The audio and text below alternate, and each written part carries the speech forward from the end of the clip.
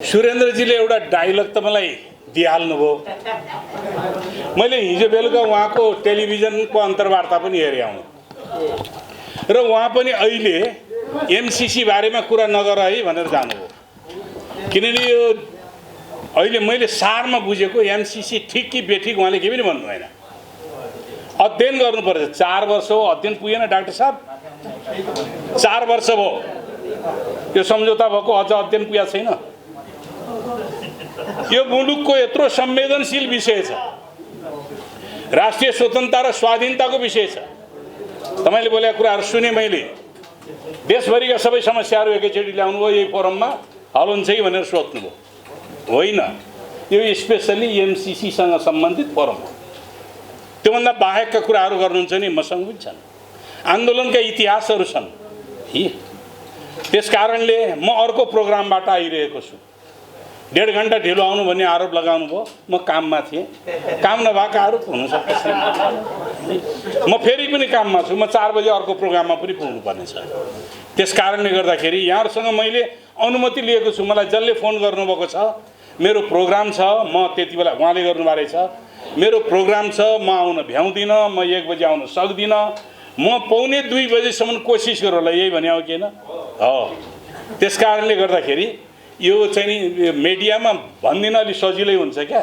ठ्याक्क नेताहरू भन्यो आरोप लगाइदियो, यी सजिलो हुन्छ। त्यो चाहिँ म क्षमा प्रार्थी छु। म अब यो विषयमा मात्रै केन्द्रित हुन्छु। एमसीसी सम्झौताका सन्दर्भमा यो प्लेटफर्ममा मैले 4 पटक बोलिसकेँ। यो अहिले 5औं पटक हो। त्यसकारणले एमसीसीका बारेमा म पुराना कुराहरू दोहोऱ्याउँदैन।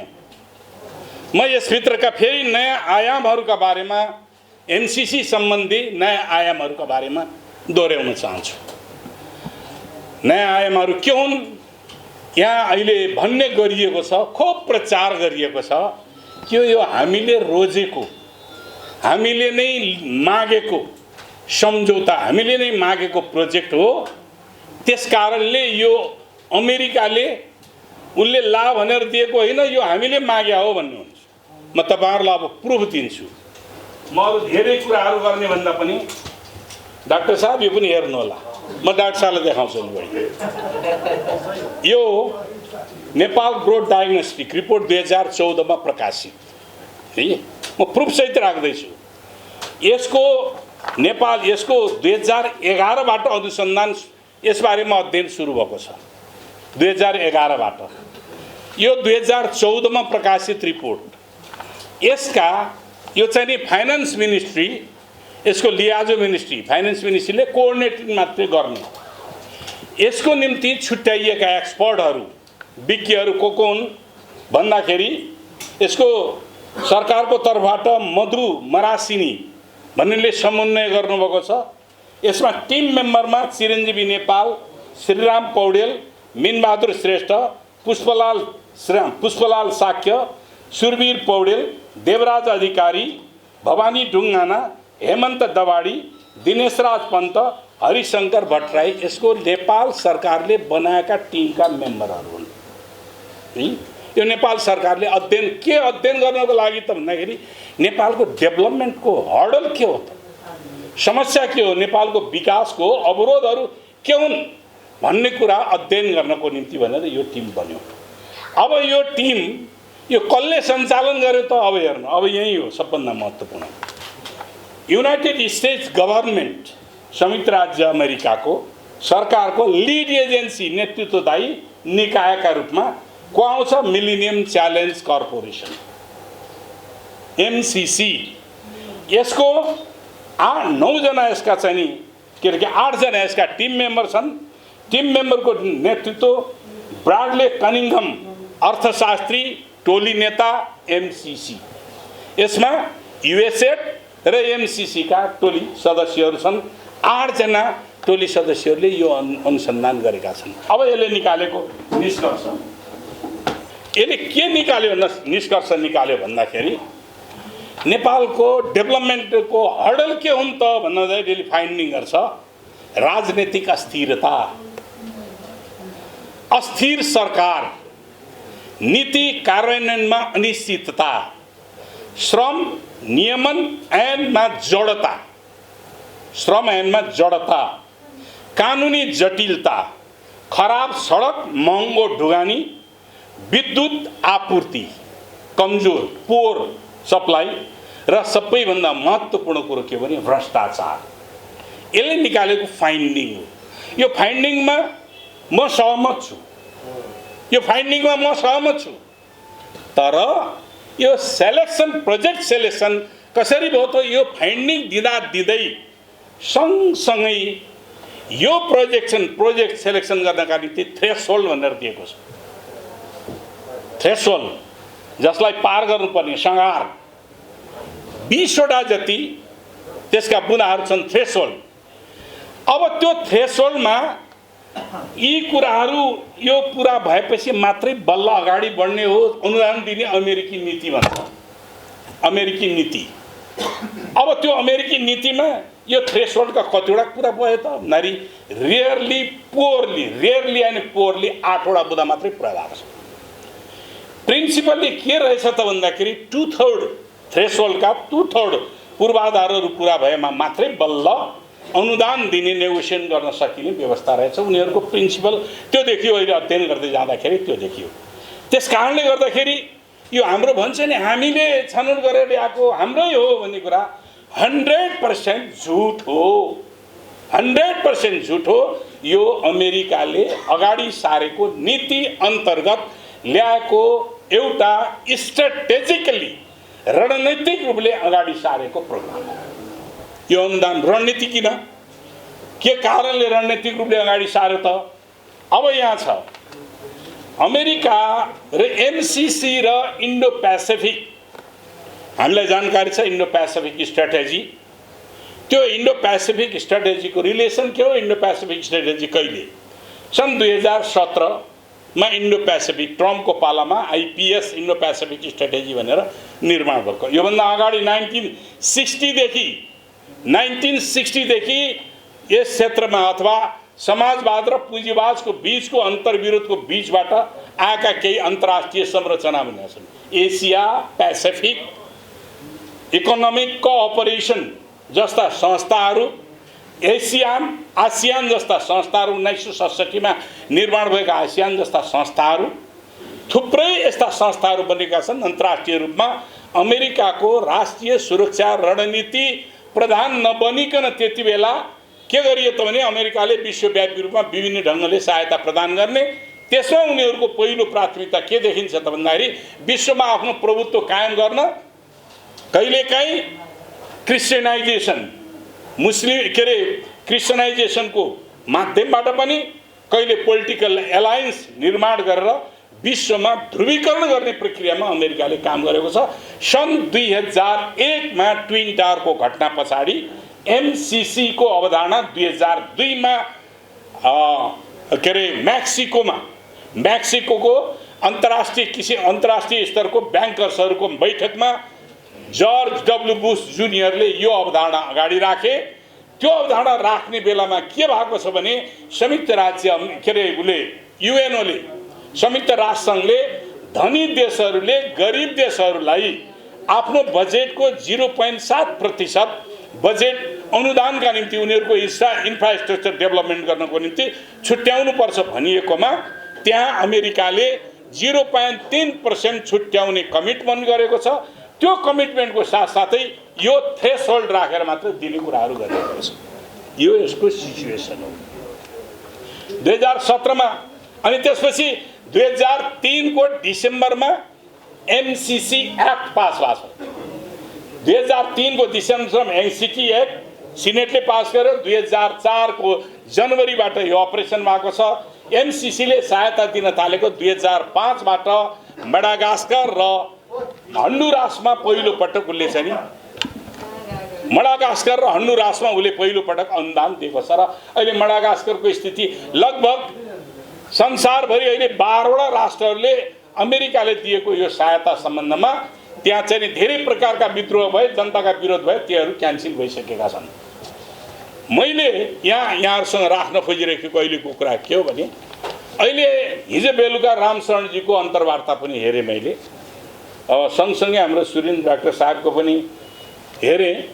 डाक्टर साहबको चाहिँ नि प्राइम टिभीमा थियो, अस्ति हो क्या अरे सायद। अनि मैले अघि भने उहाँले चाहिँ नि एनसीसी गरिसकेका छन्, कार्यान्वयन भइसकेको छ, यसको चाहिँ नि तपाईँ समर्थन कि विरोध भन्दाखेरि मैले विरोध र समर्थन गर्नुपर्ने कुनै पनि जरुरी छैन, आवश्यकता छैन भनेर उहाँले भन्नुभयो। यत्रो देश पोलराइज भएको बेलामा एउटा विद्वान मित्रले यो चाहिँ नि न्युट्रल कुरा गर्ने है, यसलाई अन्यथा नमान्नु होला, मैले यस्तो कुरालाई हिजडा कुरा भन्ने गरेको छु। सरी है, आइएम सरी। कसको कडा हो मलाई थाहा छैन, म कडा नरम जान्दिनँ क्या। म आफ्नो स्टेट बोल्ने मान्छे हो, स्टेट बोल्ने मान्छे म नङले चिमुट्दैन त्यो कडा छ कि गरम नरम छ भनेर। त्यस कारणले गर्दाखेरि यो होइन, यति बेला मध्यमार्गी सोच भनेको दक्षिणपन्थी सोच हो। मध्यमार्गी सोच भनेको देशको हितको निम्ति उठाएको, राष्ट्रिय हितको निम्ति उठाएको महत्त्वपूर्ण सोच छ भने त्यसलाई पनि डाइल्युट गर्ने सोच के हुन्छ भने त्यो राष्ट्रको हितको विपरीत हुन जान्छ। त्यस कारण मैले यसरी बुझ्ने गरेको छु। मेरै पार्टीले पनि बेठी कुरा आयो भने बेठी भनेर विरोध गर्छु। स्ट्रगल गर्छस् गर्दैनस् भन्नुभयो लीलामणिले नोट अफ डिसेन्ट लेख्ने। यहाँलाई थाहा छैन 2077 साल भाद्र 26 गते हाम्रो पार्टीले, तत्कालीन नेपाल कम्युनिस्ट पार्टी नेकपाले 16 बुँदे संशोधन सहित पारित गर्ने प्रस्ताव राख्दाखेरि मैले हो नोट अफ डिसेन्ट लेख्ने। त्यो मेरो निम्ति मन्जुर छैन, किनभने यसको ओरिजिन, यसको उत्पत्ति नै बेठिक भएको कारणले संशोधनको कुनै गुन्जासै छैन। हामीले मात्रै संशोधन गरेर हुँदैन, अमेरिकाले गर्दैन भनिसक्यो, अफिसियली उसले गर्दैन भनिसकेको छ। जब उसले गर्दैन भनिसकेको छ, मूल सम्झौता यो सम्झौतामा संशोधन गर्दैन भनिसक्यो। यो सम्झौतामा संशोधन गर्दैन भनिसकेपछि अरू सम्झौताको कमा फुल स्टप संशोधन गरेर कुनै अर्थ रहन्छ? रहँदैन। त्यस कारणले अर्को हाम्रो पार्लियामेन्टले मात्रै संशोधन गरेर अर्थ रहँदैन, हाम्रो पार्लियामेन्टमा सङ्कल्प प्रस्ताव पारित गरेर पनि त्यसको अर्थ छैन। त्यस कारणले यसलाई आउटराइट रिजेक्ट गर्नुपर्छ भनेर नोट अफ डिसेन्ट लेख्ने र मैले पार्टीमा राखेँ। यो मेरो सार्वजनिक जीवनमा चाहिँ नि जनताको बिचमा जाने हो मेरो नोट अफ डिसेन्ट, मैले सार्वजनिक पनि गरेको हो। त्यस कारणले गर्दाखेरि यो एमसीसी नेपालको राष्ट्रिय हितका निम्ति बनेको बनाइदिएको भन्ने कुरा जो गरिरहेका छन् तिनीहरूले 100% झुट बोलेर नेपाली जनतालाई बेवकुफ बनाउन खोजिरहेका छन् भन्ने मात्रै। म अलि स्ट्रेटली नै भने मेरै पार्टीको नेताले पनि यसलाई समर्थन गरे भने म देशद्रोही भन्ने छु, यसलाई पास गर्ने कुराहरू गरे भने म देशद्रोही नै भन्ने छु, किनभने यो देशको हितको विरुद्धमा छ। यति मात्रै छैन, यसका धेरै कुराहरू छन्, यसका पार्टहरू, यसका पक्षहरू धेरै पक्षहरूमा छन्। त्यसैले अब यो कस्तो कुरो छ भन्दाखेरि यो संसदबाट किन अनुमोदन गर्नु पर्यो, यहाँ प्रश्न उठ्या छ। संसदबाट अनुमोदन अरू सम्झौता भएन नि किन गर्नु पर्यो? मित्रहरू, 2003 मा अमेरिकाले मिलेनियम च्यालेन्ज एक्ट बनायो, MCC millennium challenge corporation act बनायो, कानुन बनायो। 2004 मा अपरेट गर्यो। त्यही मिलेनियम च्यालेन्ज एक्ट अन्तर्गत हामीसँग सम्झौता भएको छ। यो सम्झौता भइसकेपछि यो पार्लियामेन्टले इन्डोर्स गरिदियो भने के हुन्छ? यो ऐन बन्छ। यो ऐन बन्यो भने के हुन्छ? मिलेनियम च्यालेन्ज एक्टलाई हामीले फलो गर्नुपर्ने हुन्छ, अमेरिकाको कानुनलाई हामीले पनि मान्नुपर्ने हुन्छ। अब यो अमेरिकाको कानुनलाई हामीले पनि मान्नु पर्नका निम्ति किन भन्दाखेरि पार्लियामेन्टले कानुन पास गरिसकेपछि त अर्कोचोटि त्यो कानुन नफेरेसम्म त त्यो जीवित हुन्छ। त्यही जीवित कानुनको भित्रबाट अमेरिकन इन्ट्रेस्टहरू यहाँ सबै प्रवेश गर्ने गरेका छन्, यही कानुनको भित्रबाट। त्यस कारणले यो कानुन बनिसके पछाडि पार्लियामेन्टले कानुन फेर्न अलिक जटिलै हुन्छ। कानुन फेर्नका निम्ति अलिक जटिलै पर्छ। किन जटिल पर्दछ? हाम्रो पोलिटिकल सिस्टममा के अरे हाम्रो चाहिँ नि मुलुकमा के देखिन्छ भने संसारमा त्यो देखिया छैन के। दुईटा चिजमा संसारमा कहीँ पनि विभाजन भएको देखिँदैन, एउटा डेभलपमेन्ट विकास, अर्को राष्ट्रियतामा संसारमा कहीँ पनि कुनै पनि मुलुकमा विवाद देखिँदैन। इन्डियामा हेर्न जानुहोस्, जोसुकै सरकार आओस्, काङ्ग्रेस आयो, बिजेपी आओ अथवा सिपिएमै सरकार आओस्, फरेन पोलिसीमा केही पनि चेन्ज हुँदैन। हामी कहाँ सबभन्दा बढ्ता अहिले अमेरिकाको सरकार फेरियो, बाइडेनको सरकार आछ, के फरेन पोलिसीमा चेन्ज भएको छ? नथिङ, केही पनि चेन्ज हुँदैन। उनीहरूको अन्तर्राष्ट्रिय एउटै मापदण्ड हुन्छ, राष्ट्रलाई सबभन्दा माथि राख्ने उनीहरूको हरेक संसारका पुगेको। तर हाम्रै मुलुक हो जहाँ डेभलपमेन्टमा पनि विवाद हुन्छ, विकासमा पनि विवाद हुन्छ, राष्ट्रियतामा पनि विवाद भइरहेको छ। राष्ट्रिय सार्वभौमिकताका प्रश्नहरूमा कसैले यसलाई राष्ट्रघाती देखिरहेका छौँ, कसैले यसलाई हाम्रो देश विकास गर्ने स्वर्गको अनुपम दस्तावेजको रूपमा बुझ्ने गरेका छौँ। के सत्य त्यस्तै हुन्छ? सत्य यी तथ्य एउटा हुन्छ, सत्य धेरै हुन्छ अरे के? सत्य मेरो सत्यता हो, मैले देखेको सत्यता हो। तथ्य त एउटै हुन्छ, फ्याक्ट त एउटै हुन्छ। जतिसुकै भए पनि फ्याक्ट केही पनि हुँदैन। सत्य एउटा दृष्टिकोण हो, तथ्य के हो भने युनिभर्सल चिज हो। त्यस कारणले गर्दाखेरि यो स्थिति हो। अब मैले यो कुराहरू तपाईँहरूसँग यी धेरै विषयमा चाहिँ आज राख्न चाहिन भन्दाखेरि यो विषयमा धेरै कुराहरू आइसकेका कारणले गर्दाखेरि चाहिन। अब योसँग जोडिएका अरू फेरि उहरू आउने गर्दछन्। अहिले हामीलाई के जाँच्ने गरिएको छ भने एमसिसी र आइपिएस र बिआरआई त्यो एउटै हुन् भन्ने गर्छ। बेल्ट एन्ड रोड इनिसिएटिभ चीनले अगाडि सारेको र एमसिसी अमेरिकाले सारेको। चीनले 2013 मा सार्यो, अमेरिकाले 2017 मा सार्यो। म तपाईँहरूलाई उनीहरूकै डकुमेन्ट हेरेर निकालेको निष्कर्ष म बताइदिन्छु। बिआरआईको अवधारणा, बिआरआईको अब्जेक्टिभ के रहेछ भन्दा ग्लोबल पिस एन्ड फ्रेन्डसिप एउटा, कनेक्टिभिटी संचार सम्बन्ध दुईटा, सेयर्ड फ्युचर फर म्यानकाइन्ड मानव जातिको लागि भविष्य, साझा भविष्यको निर्माण, common development, share prosperity and cooperation, economic cooperation, cultural exchange. यसको बिआरआईका अब्जेक्टिभ मैले जति डकुमेन्ट भेटेँ त्यहाँ सेक्युरिटी सम्बन्धी एउटा शब्द पनि कहीँ परेको छैन। सुरक्षा सम्बन्धी एउटा शब्द सेन्टेन्स के शब्द पनि परेको छैन। अब यो आइपिएसको के छ? कम्ब्याटिङ टेररिस्ट थ्रेट भन्छ। अब कम्ब्याटिङ टेररिस्ट थ्रेट भन्ने बित्तिकै म यहाँहरूलाई एउटा कुरा बताइदिइहालौँ यससँग जोडेरै।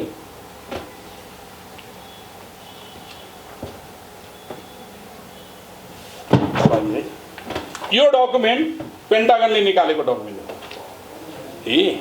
यो Indo Pacific strategy, Indo Pacific चाहिँ नि स्ट्रेटेजी रिपोर्ट हो। 2019 मा जुन 1 मा निकालिएको रिपोर्ट हो।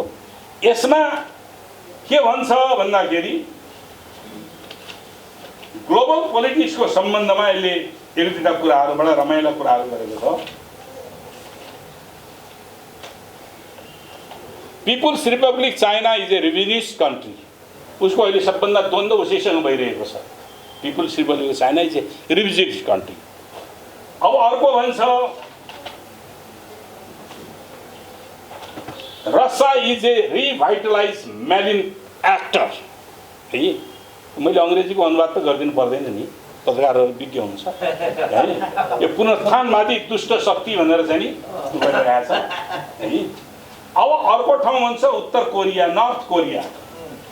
नर्थ कोरियालाई के भन्छ भने रक स्टेट, दुष्ट बदमास राज्य भनेर चाहिँ उसले चाहिँ नि भन्ने गर्छ। अब मैले यो किन उठाएँ भन्दाखेरि यो यससँग जोडिएको। अब अमेरिकाले यो भन्छ एमसिसीको सम्झौतामा के उल्लेख छ? म त्यही कुराहरू यहाँहरूलाई राखेर मात्रै म भन्नु खोज्छु। एमसिसीको सम्झौतामा के छ भन्नुहुन्छ भने एमसिसीको सम्झौताको 5(1) मा एउटा छ, एमसिसी वित्त व्यवस्था उपयोग र प्रस्तुत सम्झौता निरन्तर कार्यान्वयन वा कार्यक्रमले वर्तमान वा भविष्यमा लागू हुने प्रचलित कानुन वा संयुक्त राज्य अमेरिकाको सरकारको नीति उल्लङ्घन गरेमा एमसिसी खारेज गर्ने। वर्तमान वा भविष्यमा बन्ने कानुन है, अहिले बनेको कानुनको पनि विरोध हुनु भएन, भविष्यमा बन्ने कानुन। अर्को 6(4) ले के भन्छ? यहाँ 6 चाहिँ उसमा लागू हुने कानुन प्रस्तुत सम्झौता एक अन्तर्राष्ट्रिय सम्झौता हो र सोही अनुरूप यो सम्झौताका हकमा अन्तर्राष्ट्रिय कानुनका सिद्धान्तहरू लागू हुनेछन्। यो वास्तवमा अमेरिकाले हामीलाई दान दिने भनिसकेपछि दान, दातव्य, पुरस्कार, अनुदान आदिमा शर्तहरू हुँदैनन्। दान लिने बेला शर्त हुन्छ? हुँदैन। दातव्य शर्त हुन्छ? पुरस्कारमा शर्त हुन्छ? हुँदैन। अनुदानमा शर्त हुन्छ? हुँदैन। तर यो शर्तकै भारी हो। अब यो शर्तको भारी किन भन्दाखेरि हो यही हो, सबभन्दा अन्तर्राष्ट्रिय कानुन अन्तर्गत बनाएर हामीलाई बाँध्नका निम्ति एमसिसीको कानुन हामीलाई फलो गर्न बाध्य पार्नका निम्ति भनेर यो अन्तर्राष्ट्रिय कानुन अन्तर्गत राखियो। अब यो अन्तर्राष्ट्रिय कानुन अन्तर्गत राख्दाखेरि के हुन्छ? यसको दफा 7(1) मा के लेखिएको छ त? सबैलाई तपाईहरुलाई जानकारी छ, मैले त्यही पनि फेरि दोहोर्याएँ। नेपालको कानुनसँग अथवा एमसीसी सम्झौतासँग नेपालका कानुनहरू बाजिएको हदसम्म एमसीसी सम्झौता लागू हुने, नेपालका कानुनहरू निलम्बनमा पर्ने। अब तपाईले नेपालका कानुन कतिवटा छन् हामीले विचार गरौँ। नेपालका कानुन कतिवटा छन्? 4वटा छन् जम्मा। एउटा मूल कानुन संविधान हो, जसलाई जनताको सार्वभौमिक सत्ता सम्पन्न संसदले के अरे संविधान सभाले पारित गरेर बनाएको छ। दोस्रो कानुन हो संसदबाट पारित हुने ऐनहरू, दोस्रो। तेस्रो नेपालको सरकारले मन्त्री परिषदले गर्ने नियमहरू, निर्माण गर्ने नियमहरू, कानुनै हुन् तिनीहरू पनि। चौथो सर्वोच्च अदालतले गर्ने फैसला। अब यो सम्झौताको हस्ताक्षरकारी व्यक्ति जोनाथन जी नास एउटा सामान्य कर्मचारी हुन्, उपसचिव स्तरको कर्मचारी, र हाम्रो मन्त्रीले सिग्नेचर गरेकोले यो दस्तावेज, यो डकुमेन्टले हाम्रो संविधान निलम्बन पर्छ भने हामीलाई मन्जुर छ, हाम्रो कानुन निलम्बनमा पर्छ, हाम्रो सार्वभौमिकता निलम्बनमा परेको ठहर छ। त्यसकारणले हामीले यसलाई चाहिँ नि हाम्रो देशको सार्वभौमिकतालाई चुनौतीको रूपमा आयो भनेर हामीले भनिरहेका छौँ। अर्को अन्तर्राष्ट्रिय कानुनको अर्थमा मात्रै नभएर यहाँ के भन्छ अर्को चाहिँ नि 64 को यसको चाहिँ नि 6(4) मा म तपाईहरुसँग तथ्यमा आज चाहिँ नि उ गर्ने भनेर गरेको 6(3) मा नगर्नु पर्छ है। अर्को यो के भन्छ के अरे 6(3) ख मा हो के अरे 6(2) ख मा पाउनुहोस् है। यो 6(2) ख 6(3) कार्यक्रमका सम्बन्धमा प्रस्तुत सम्झौता र अन्य कुनै सम्झौतामा बाजिएमा परस्पर असंगत भएमा प्रस्तुत सम्झौता अमान्य, प्रस्तुत सम्झौता लागू हुने। यो विद्यन्जनस यो भने के हाम्रो देशले अरु कुनै मुलुकसँग कुनै सम्झौता गर्यो, चीनसँग गर्यो, उसँग चाहिँ के अरे कोरियासँग गर्यो, बा चाहिँ रुससँग गर्यो, बा भारतसँग गर्यो भने यदि त्यो गरेको सम्झौता अहिले हामीले गरेको सम्झौतासँग बाजियो भने त्यो सम्झौता खारेज हुन्छ। यसको यही हो। कार्यक्रमका सम्बन्धमा प्रस्तुत सम्झौता र अन्य कुनै सम्झौता बाजिएमा बा परस्पर असंगत भएमा प्रस्तुत सम्झौता लागू हुने, यो सम्झौता लागू हुने। हाम्रो स्वतन्त्र देशले अरु कुनै मुलुकसँग हामीले गर्ने सम्झौता लागू हुने कि नहुने। अमेरिका र अहिले एउटा उदाहरण दिन्छु म। अमेरिका र के अरे इरानको बीचमा दुश्मनीपूर्ण सम्बन्ध छ। अमेरिका र भारतसँग के अरे अमेरिका र भारतको मैत्रीपूर्ण सम्बन्ध छ, भारत र इरानको मैत्रीपूर्ण सम्बन्ध छ। त्यो मात्र नभएर हाम्रै उदाहरण हेरौँ, अमेरिका र चीनको प्रतिद्वन्द्विता छ। हामीले चीनसँग सम्झौता गर्न पाउने कि नपाउने, जो हाम्रो इन्ट्रेस्टमा छ। अमेरिकाको कानुनको विपरीत हुन्छ, एमसीसी कानुनको विपरीत हुन्छ, तर हामीले गर्न पाउने कि नपाउने भन्नु भन्दाखेरि यो सम्झौताले के भन्छ? नपाउने भन्नु भन्छ। यसले नपाउने, हाम्रो सार्वभौमिकतामाथि यसले खण्डित गर्यो। मैले आज यहाँहरूसँग अलिकति बेग्लै ढङ्गले यसका केही तथ्यहरूसँग जोडिएर मात्रै मैले कुरा गर्न खोजिरहेको छु। त्यसैले हाम्रा अनि यो चाहिँ नि जो पुनरुत्थानवादी, दुष्ट, संशोधनवादी, बदमाश राज्य भनेको छ, त्यो त उसका दुश्मन राज्यहरू भए। त्यो दुश्मन राज्यहरूसँग नेपालको त कुनै दुश्मनी छैन। नेपालको दुश्मनी नभएको राज्यसँग हामीले सम्झौता गरेर हाम्रो व्यापार, हाम्रो लगानी, विस्तार आदि चिज गर्ने कि नगर्ने। जस्तो कोरिया, नर्थ कोरिया टनल टेक्नोलोजीमा सबभन्दा राम्रो मानिन्छ। टनल टेक्नोलोजीमा नर्थ कोरियासँग हामीले टनल टेक्नोलोजीको उपयोग गर्न बारेमा हामीले चाहिँ नि सम्झौता गर्न पाउने कि नपाउने। अमेरिकाका कारणले हामीले हामी कहाँ बसेका व्यापारीहरूलाई नेपाल सरकारले निष्कासन गरेको छ। कोरियन व्यापारीहरूलाई निष्कासन, होटल चलाएर बसेका थिए तिनीहरूलाई निष्कासन गरिएको छ। यो के हो भने अमेरिकाको कानुन हामीले मान्नुपर्ने बाध्यता भएन हो। यी यस्ता प्रश्नहरू छन् जुन प्रश्नहरूले सम्झौताले हाम्रो सिधै हाम्रो सबरिनिटीमाथि च्यालेन्ज गरेको छ। अब अरू कुराहरू त यहाँ धेरै कुराहरू चाहिँ दफामा जाँदाखेरि अरू पनि छन्। अर्को म तपाईहरुसँग अर्को पनि कुराहरू अगाडि सार्न चाहन्छु जुन कुरा आजसम्म भएको छैन। यो सोफा एग्रिमेन्ट बारेमा यहाँहरूले अवश्य पनि सुन्नुभयो होला। सोफा एग्रिमेन्टको स्टेटस अफ फोर्स एग्रिमेन्ट, जुन मुलुकहरूमा एमसीसी सम्झौता भएको छ त्यो मुलुकहरूमा सोफा एग्रिमेन्टले फलो गरेको छ। अनि सोफा एग्रिमेन्टको कन्सेप्ट के हो भन्दाखेरि सुन्नुहोस्, यो it is an agreement between the host country, उनीहरूको परिभाषा हो यो। It is an agreement between the host country and the foreign nation stationing military forces in that country as a part of comprehensive security arrangement. यो सोफाको principal हो। अर्थात् जुन मुलुकसँग सम्झौता हुन्छ त्यहाँ गएर मिलिट्री बढ्छ, त्यसले सम्पूर्ण व्यवस्थापनको जिम्मेवारी लिन्छ। यो सोफा एग्रिमेन्ट। अर्को म यहाँहरूसँग पनि अर्को पनि कुरा गर्न चाहन्छु। अर्को पनि छ, यो हाम्रा बीचमा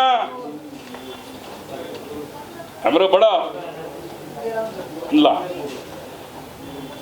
यो नेपाल र अमेरिकाका बीचमा केही समय अगाडि लगभग 2 वर्ष अगाडि एउटा समाचार सार्वजनिक भएको थियो। मैले त्यो कटिङ गरेर राखिराखेको छु। स्ट्रेटेजिक पार्टनरसिप एग्रिमेन्ट भनेर आएको छ। यो स्ट्रेटेजिक पार्टनरसिप एग्रिमेन्ट भनेको के हो? रणनैतिक साझेदारी। अब यो रणनैतिक साझेदारीलाई यसले पुष्टि गर्छ। यहाँ मसँग एउटा डकुमेन्ट छ, यही डकुमेन्ट हो। यसले रणनैतिक साझेदारीको के पुष्टि गर्छ भन्नुहुन्छ नि, हेर्नुहोस् तपाईँ। हामी कहाँ फसिरहेका छौँ र कहाँ फसाइँदैछ भन्ने कुराहरू हामीले विचार गरेनौँ भने मुलुकको राष्ट्रिय सार्वभौमिकता धरापमा पर्नेछ। ल अब यहाँ सुन्नुहोस्, यो यसैको रिपोर्टको पेज 36 हो। पेज 36 मा के उल्लेख गरेको छ भने आवर ग्रोइङ पार्टनरसिप भनेको अमेरिका र नेपालको आवर ग्रोइङ डिफेन्स पार्टनरसिप, हेर्नुहोस् है, our growing defence partnership can be seen the establishment of US Army Pacific Land Force talks in June 2018, our senior most military dialogue with Nepal. ल सुरेन्द्रजी भनिदिनुहोस् के हो? म चाहिँ अब जसले यो गर्यो यो सबै नपढिकन गरे भन्ने तपाईको तर्क के? हैन नियतमा हो। यो नियतमा अब हैन सुरेन्द्रलाई त मैले हैन सुरेन्द्रले मैले पत्रकारले चाहिँ त्यो के सुन्न नपाउन्न, मैले मजाक गरिरहेको छु। तपाईँ पनि रिसाएको यार, त्यतिकै रिसाइदिनुहुन्छ। हाम्रो साथी रिसाउला ल ठिक छ। अब सुन्नुहोस् है, मैले सुरेन्द्र केसी डाक्टरले म त अङ्ग्रेजीमा पुवर छु के, त्यस कारणले चाहिँ नि अङ्ग्रेजी अनुवाद हुन्छ कि भनेर एउटा स्ट्रेटेजिक पार्टनरसिप यो हामीले खोज्यौँ। यो स्ट्रेटेजिक पार्टनरसिप गरेको एग्रिमेन्ट पेपर ल्याऊ भन्दाखेरि परराष्ट्रले रक्षा पञ्चायत, रक्षाले परराष्ट्र